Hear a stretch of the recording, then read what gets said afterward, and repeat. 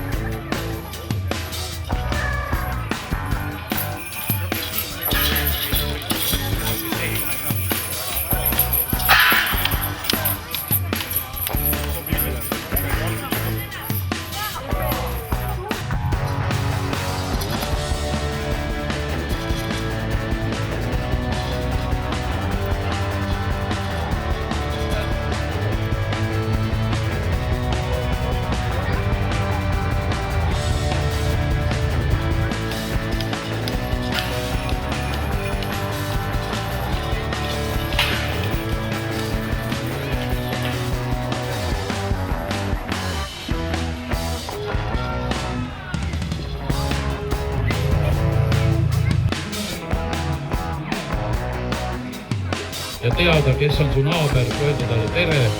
Ja isegi kui on kaugemat naaber, ikka ütled talle tere. Sest tere ei maksa midagi, aga vaata, kui palju head ta võib teha.